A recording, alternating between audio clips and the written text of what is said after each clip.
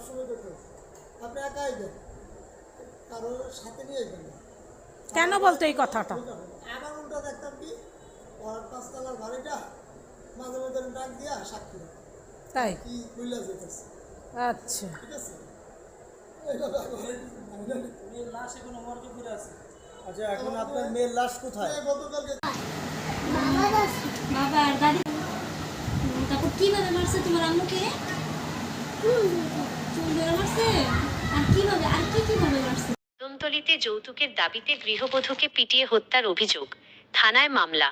নিজস্ব প্রতিবেদক পায় রাজধানী ঢাকার কদমতলী থানা এলাকায় যৌতুকের দাবিতে উর্মি আক্তার 25 নামের এক গৃহবধূকে পিটিয়ে হত্যার অভিযোগ উঠেছে তার স্বামী ও শ্বশুরবাড়ির লোকজনের বিরুদ্ধে। গত 15ই জুলাই 2026 রাতে নতুন জুরাইন আলমবাগ এলাকার একটি বাসায় এই ঘটনা ঘটে। এই নৃশংস হত্যাকাণ্ডের ঘটনায় নিহতের পিতা মনির বাদী হয়ে কদমতলী থানায় একটি লিখিত এজাহার দায়ের করেছেন। পুলিশ এজাহারটি গ্রহণ করে একটি মামলা নং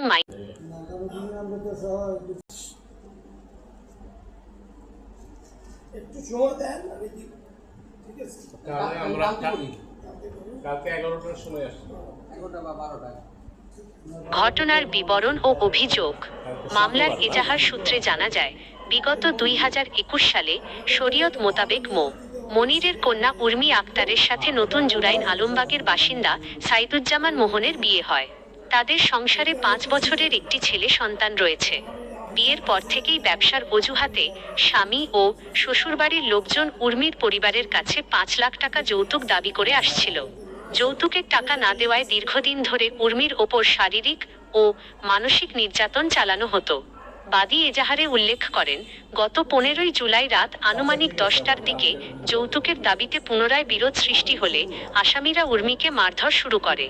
এক পর্যায়ে 1 নম্বর আসামি স্বামী সাইদুজ্জামান মোহন হত্যার উদ্দেশ্যে লোহার রড দিয়ে উর্মির মাথার পেছনে সজোরে আঘাত করেন। এতে মাথা ফেটে রক্তাক্ত হয়ে উর্মি ঘরের মেঝেতে লুটিয়ে পড়েন এবং ঘটনাস্থলেই তার মৃত্যু হয়। পুলিশি পদক্ষেপ ও আসামিদের অবস্থা। ঘটনার পর গভীর রাতে কদমতলী থানা police sir Salimullah medical college Mitford হাসপাতাল থেকে নিহতের মরদেহ উদ্ধার করে। সুরতহাল রিপোর্ট প্রস্তুত শেষে ময়নাতদন্তের জন্য লাশ হাসপাতাল মর্গে প্রেরণ করা হয়েছে। মামলার আসামিরা হলেন: 1 নম্বর আসামি নিহতের স্বামী সাইদুজ্জামান মোহন 38, 2 নম্বর আসামি শাশুড়ি জয়তারা বেগম 60, 3 নম্বর আসামি ননদ রেশমা বেগম 30, 4 নম্বর আসামি নোবেল হোসেন 35, 5 নম্বর আসামি সোহেল, বয়স উল্লেখ নেই। কদমতলী থানা পুলিশ জানিয়েছে, মামলা দায়েরের পর অভিযান চালিয়ে ইতিমধ্যে 2 নম্বর আসামি জয়তারা বেগম এবং 3 নম্বর আসামি রেশমা বেগমকে গ্রেফতার করা হয়েছে। তবে প্রধান আসামি সাইদুজ্জামান মোহন সহ 4 ও 5 নম্বর আসামি এখনো পলাতক রয়েছে।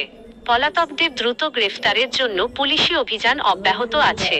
এদিকে এই চাঞ্চল্যকর হত্যাকাণ্ডের পর ক্ষোভে ফুঁসে উঠেছেন স্থানীয় বাসিন্দা ও নিহতের স্বজনরা।